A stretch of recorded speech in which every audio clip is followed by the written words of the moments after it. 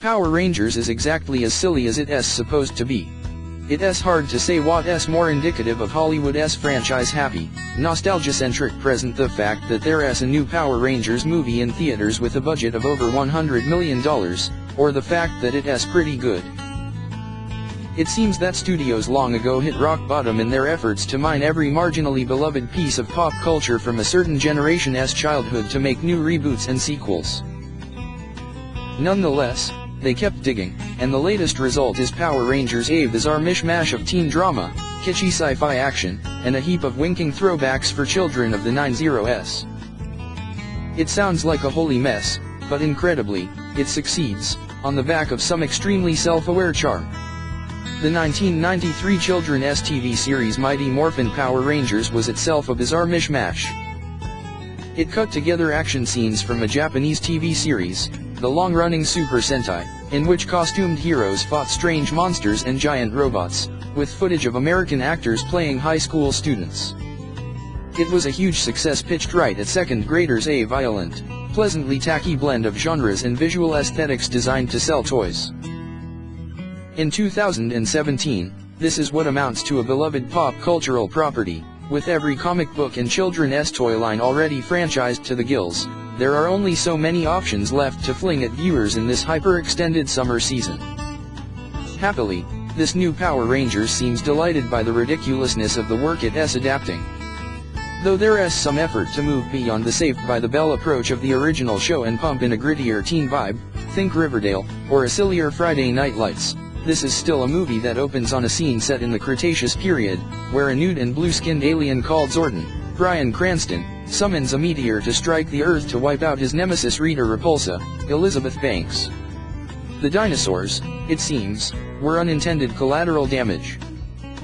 65 million years later, NER-do-well quarterback Jason Scott, Dacre Montgomery, who looks like a generic drugstore version of Zac Efron, gets sent to detention for stealing a cow and totaling his car in the sleepy seaside town of Angel Grove, California. This sets into motion a Breakfast Club-style chain of events where 5 mismatched kids become fast friends and discover some mysterious glowing coins buried in a nearby mountain that can turn them into alien super soldiers. As you do. But don't stress the details too much. Power Rangers doesn't want you to, after all.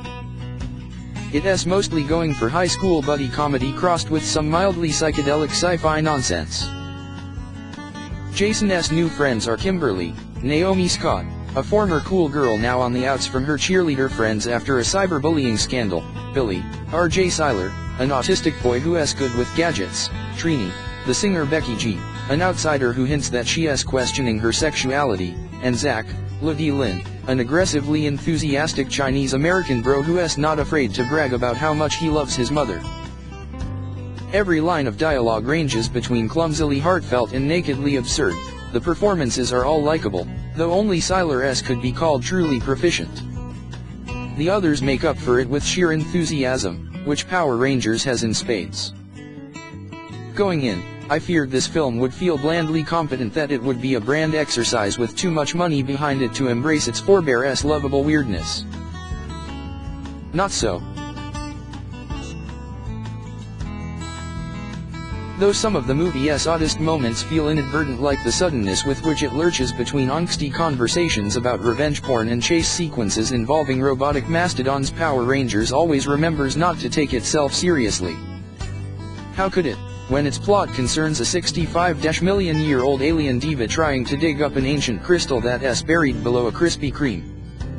Anytime Power Rangers threatens to get too earnest, Banks shows up babbling straight at the camera about gold, in a performance that functions as a delightfully campy homage to the 90s show.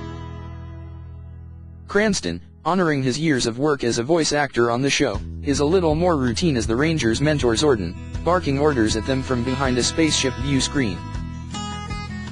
The film eventually descends into mediocre, CGI-dependent action, but it takes more than an hour for it to be morphin time. Eventually, the heroes don their brightly colored armor and jump into their dinosaur-themed robots to save the day, and, yes, one of their key battles takes place in an unremarkable quarry, as was tradition on the show. Still, Most of Power Rangers is a winning and cartoonish coming-of-age tale about supermodel pretty misfit kids bonding in the belly of an alien spaceship. In other words, it's a March blockbuster that understands just how silly it needs to be. Power Rangers might be destined for the failed franchise heap, or it might be the beginning of an interminable saga. But at least it remembers where it came from.